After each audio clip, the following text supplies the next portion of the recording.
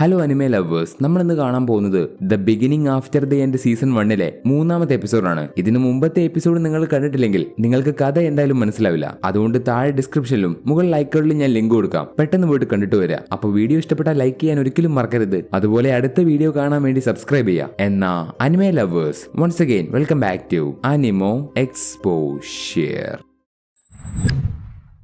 എപ്പിസോഡിന്റെ തുടക്കത്തിൽ ഒരു ചെറിയ കുട്ടി ഒരു സ്ത്രീയോട് സംസാരിക്കുന്നതാണ് കാണിക്കുന്നത്. എനിക്കൊരു സാധനം കിട്ടി, വളരെ മനോഹരമായിട്ടുള്ള ഒരു സാധനം, ഇത്രയും ഭംഗിയുള്ളത് എന്റെ ജീവിതത്തിൽ കാണാൻ പറ്റുമെന്ന് ഞാൻ വിചാരിച്ചിട്ടില്ല എന്നിങ്ങനെ ആ കുട്ടി പറയുമ്പോൾ ആ സ്ത്രീ ആ കുട്ടിയോട് തിരിച്ച് എന്തെങ്കിലും മോശമായിട്ടുള്ള സംഭവിക്കാൻ പോവുകയാണോ, അതിനാ കുട്ടി നടക്കാൻ പോകുന്നതൊന്നും മാറിയിട്ടില്ലെങ്കിൽ ചിലപ്പോൾ അത് സംഭവിക്കും. അവിടെ സീൻ ബ്ലാക്ക് ഔട്ട് ചെയ്താൽ ആർത്തറിന്റെ മുന്നിലിരിക്കുന്ന ആ വലിയ മോൺസ്റ്ററിനെയാണ് കാണിക്കുന്നത്. ആ മോൺസ്റ്ററിനെ കണ്ട് ആർത്തർ ഷോക്കായി. വിചിത്രമായിട്ടുള്ള വലിയൊരു രൂപവും 4 കൈയും തലയിൽ വലിയ കൊമ്പും ഇതൊക്കെ കാണുന്ന ആർത്തർ ഷോക്കായി. ഈ വലിയ സാധനം എന്താ, ഞാൻ ഇവിടെ എങ്ങനെ എത്തി? അല്ല, ഇവിടുത്തെ ഏറ്റവും വലിയ പ്രശ്നം അതിതാണ് എന്ന് മനസ്സിൽ ചിന്തിക്കുന്ന ആർത്തർ പെട്ടെന്ന് ആ മോൺസ്റ്ററിനെ അറ്റാക്ക് ചെയ്യാൻ വരുന്നു. പക്ഷെ ആ മോൺസ്റ്റർ ആർത്തറിനെ അതിന്റെ വിരലുകൊണ്ട് തട്ടിയിട്ടു. നീ ഒരുപാട് കാര്യങ്ങൾ ഇനിയും പഠിക്കാനുണ്ട് കുട്ടി ആർത്തർ. അതുപോലെ നീ ഒരു കാര്യം മനസ്സിലാക്ക്, ഞാൻ നിന്നെ ഉപദ്രവിക്കാൻ വന്നതല്ല, പകരം ഞാൻ നിന്റെ കൂടെയാണ് എന്ന് പറഞ്ഞ് ആ ക്രീച്ചർ എണീറ്റു. നിനക്കിപ്പോ വിശക്കുന്നുണ്ടാവും. ഇനി നിനക്ക് വിശക്കുന്നില്ലെങ്കിലും നീ എന്തെങ്കിലും ഒന്ന് കഴിക്കണം, അപ്പോഴേ നിനക്ക് പഴയതുപോലെ അനങ്ങാൻ കഴിയുള്ളൂ എന്ന് പറഞ്ഞ് ആ ക്രീച്ചർ അവിടെ ഉണ്ടായിരുന്ന കുറച്ച് പഴങ്ങൾ പറിച്ചിട്ട് ആർത്തറിന് കൊടുത്തു. അപ്പോൾ ആർത്തറിന് ഇതൊന്നും കണ്ടിട്ട് മനസ്സിലാവാതെ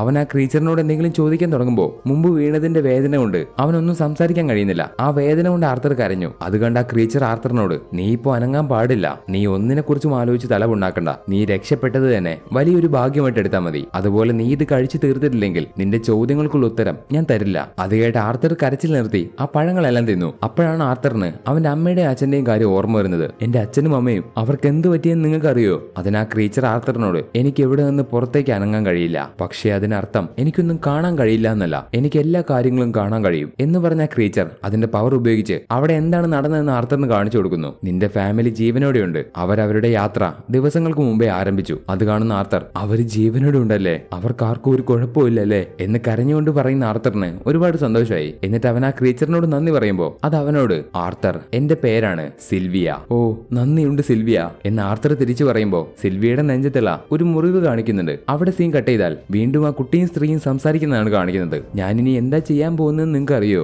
എന്നാ കുട്ടി പറയുമ്പോൾ തിരിച്ച സ്ത്രീ, ഞാൻ പറയാൻ പോകുന്ന ഉത്തരം എന്താണെന്ന് നിനക്ക് ആദ്യം തന്നെ അറിയാലോ അല്ലേ? അപ്പൊ ആ കുട്ടി തിരിച്ച്, എനിക്ക് രഹസ്യങ്ങളൊന്നും മറച്ചു വെക്കാൻ കഴിയില്ല. അവിടെ സീൻ ബ്ലാക്ക് ഔട്ട് ചെയ്താൽ ഇവിടെ സിൽവിയുടെ അടുത്ത് ആർത്തർ വന്നിട്ട് ഇപ്പൊ ഒരുപാട് ദിവസം കടന്നുപോയി. ഈ സമയത്ത് തന്നെ അവന് പറ്റിയ പരിക്കുകളൊക്കെ മാറി. ഇപ്പൊ അവൻ എത്രയും പെട്ടെന്ന് വീട്ടിലേക്ക് പോകണമെന്നുണ്ട്. പക്ഷെ ഈ ഒരു സാഹചര്യത്തിൽ അവൻ അത്ര പെട്ടെന്ന് പോകാൻ കഴിയില്ല. സിൽവിയ പറഞ്ഞതനുസരിച്ച് അവരിപ്പോ ഉള്ളത് എൽഷെയർ ഫോറസ്റ്റിന്റെ ഏറ്റവും അറ്റത്താണ്. ഈ ലോകത്തുള്ള 3 രാജ്യങ്ങളിൽ എലനോർ എന്ന് പറയുന്ന എൽഫുകൾ താമസിക്കുന്ന രാജ്യത്താണ് ഈ എൽഷെയർ ഫോറസ്റ്റ് ഉള്ളത്. ആ കാട്ടിലെ ഒരുപാട് അപകടം നിറഞ്ഞ മൃഗങ്ങളും ഒരുപാട് കൊള്ളക്കാരും ഉണ്ട്. പക്ഷെ ഇങ്ങനെയുള്ളൊരു സ്ഥലത്ത് ആരും കാണാതെ സിൽവിയ എത്തി. ഇപ്പൊ സിൽവിയ ആർത്തറിനോട്, നിനക്ക് എത്രയും പെട്ടെന്ന് വീട്ടിലേക്ക് പോകണമെന്ന് ആഗ്രഹമുണ്ടെന്ന് എനിക്കറിയാം. ഇങ്ങനെയുള്ളൊരു സ്ഥലത്ത് നിന്ന് പുറത്തേക്ക് പോകണമെങ്കിൽ നീ കുറച്ച് തയ്യാറെടുപ്പുകൾ നടത്തണം, അതിന് ഒരുപാട് കാര്യങ്ങൾ ആവശ്യമുണ്ട്. അത് കേട്ട ആർത്തർ അവിടെയുള്ളൊരു വടി കൊണ്ട് ട്രെയിനിങ് ചെയ്യുന്നു. അപ്പൊ അവൻ നല്ലതുപോലെ അനങ്ങുന്നത് കണ്ട് സിൽവിയയ്ക്ക് സന്തോഷാവുന്നുണ്ട്. അപ്പോൾ ആർത്തർ അവന്റെ മനസ്സിൽ, സിൽവിയ അവളെ കുറിച്ചുള്ള ഒരു കാര്യം എന്നോട് പറഞ്ഞിട്ടില്ല, സിൽവിയ എന്തൊക്കെയോ മറച്ചു വെക്കുന്നുണ്ട്. അവരുടെ വിചിത്രമായിട്ടുള്ള രൂപം കണ്ട് ഞാൻ ആദ്യം പേടിച്ചു.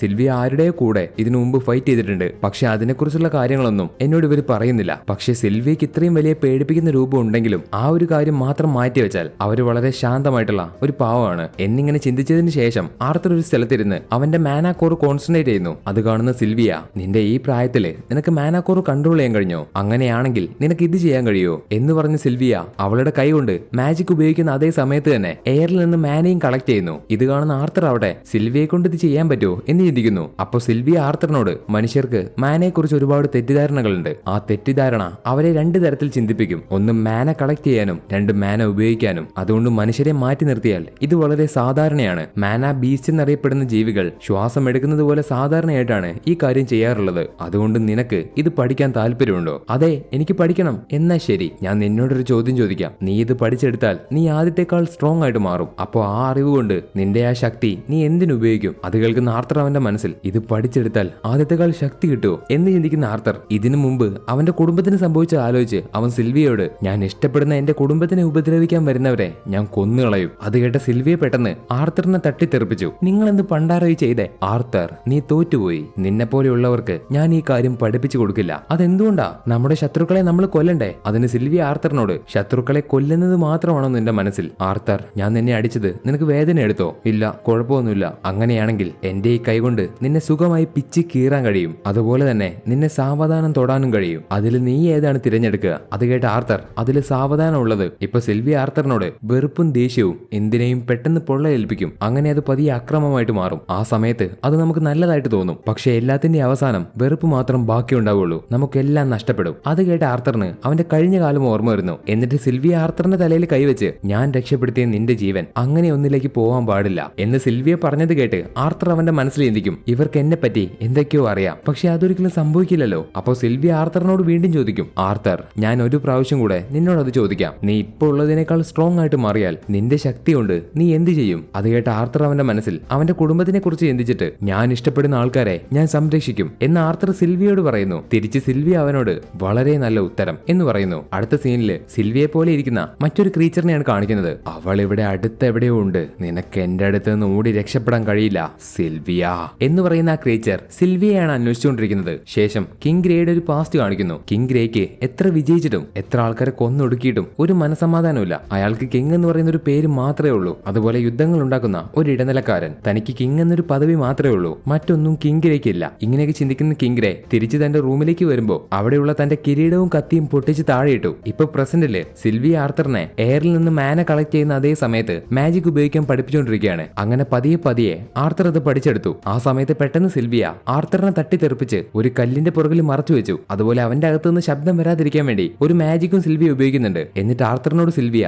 ഒരു പ്രശ്നമില്ല, നീ ഒച്ച ഉണ്ടാക്കാതെ അവിടെ ഇരിക്കെ. അപ്പൊ ആർത്തർ കല്ലിന്റെ ഇടയിലൂടെ പുറത്തേക്ക് നോക്കുമ്പോൾ സിൽവിയെ പോലെ ഇരിക്കുന്ന ആ ക്രീച്ചർ അവിടേക്ക് വന്നു. അപ്പൊ സിൽവിയ, നീ അങ്ങനെ ഈ സ്ഥലം കണ്ടുപിടിച്ചല്ലേ? അത് കേട്ട് ആ വന്ന ക്രീച്ചർ സിൽവിയോട്, നിന്റെ അകത്തു നിന്ന് വരുന്ന ചോരയുടെ മണം കൊണ്ടാണ് ഞാൻ നിന്നെ കണ്ടുപിടിച്ചത്. ഇനി നീ എന്റെ കൂടെ വാ. ചോദിച്ചതിന് നന്ദിയുണ്ട്, പക്ഷെ ഞാൻ വരുന്നില്ല. ഒരു പ്രശ്നം ഉണ്ടാക്കാതെ പറഞ്ഞു തീർക്കാൻ വേണ്ടി ഞാൻ ഇവിടേക്ക് വന്നേ. പക്ഷെ നീ എന്നെ കൊണ്ടത് ചെയ്യിപ്പിച്ചേ അടങ്ങുള്ളൂ എന്ന് പറഞ്ഞ് ആ വന്ന ക്രീച്ചർ സിൽവിയെ അറ്റാക്ക് ചെയ്യുന്നു. അപ്പോൾ അത് കണ്ട് ആർത്തർ ഒച്ച ഉണ്ടാക്കാതിരിക്കാൻ വേണ്ടി സിൽവിയ അവന്റെ ദേഹത്ത് ഉപയോഗിച്ച മാജിക് കൊണ്ട്, എനിക്കൊരു പ്രശ്നമില്ല, നീ അവിടെ ഇരുന്നാ മതി എന്ന് അവനോട് പറയുന്നു. എന്നിട്ട് പരിക്ക് പറ്റിയ സിൽവിയ എണീറ്റ് അവളുടെ ശരീരം മുഴുവൻ ക്രാക്ക് ചെയ്യുന്നു. അങ്ങനെ ക്രാക്ക് ചെയ്ത് ശരീരം മുഴുവൻ പൊട്ടിച്ച് സിൽവിയ ഒരു വലിയ ഡ്രാഗൺ ആയിട്ട് പുറത്തേക്ക് വന്നു. ഇതാണ് സിൽവിയയുടെ ശരിക്കുള്ള രൂപം. എന്നിട്ട് ഡ്രാഗൺ ആയിട്ട് മാറിയ സിൽവിയ അവളുടെ മുഴുവൻ പവർ ഉപയോഗിച്ച് അവളെ അറ്റാക്ക് ചെയ്യുന്ന ആ ക്രീച്ചറിനെ തിരിച്ച് അറ്റാക്ക് ചെയ്തു. നീ എന്തൊരു മണ്ടിയാ, നിന്റെ ഈ പവർ ഉപയോഗിച്ചാൽ നിനക്ക് രക്ഷപ്പെടാൻ കഴിയില്ല, നിന്റെ ജീവൻ തന്നെ നിനക്ക് നഷ്ടപ്പെടും. അത് കേട്ട സിൽവിയെ തിരിച്ച്, അതിലെനിക്ക് പ്രശ്നമില്ല, കാരണം ഞാൻ ജീവിച്ചത് സന്തോഷത്തോടെയാണ്. പെട്ടെന്ന് ആ ക്രീച്ചർ സിൽവിയെ ഒരുപാട് അറ്റാക്ക് ചെയ്യുന്നു. ആ അറ്റാക്കിൽ ആർത്തറിന് എന്തെങ്കിലും സംഭവിച്ചോ എന്ന് അറിയാൻ വേണ്ടി സിൽവിയെ തിരിഞ്ഞു നോക്കുന്ന സമയത്ത് ആ ക്രീച്ചർ വീണ്ടും സിൽവിയെ അറ്റാക്ക് ചെയ്യുന്നു. പെട്ടെന്ന് സിൽവിയ ആ സ്ഥലം മുഴുവൻ ഫ്രീസ് ചെയ്തു. സമയം സ്റ്റോപ്പ് ചെയ്യുന്നത് പോലെ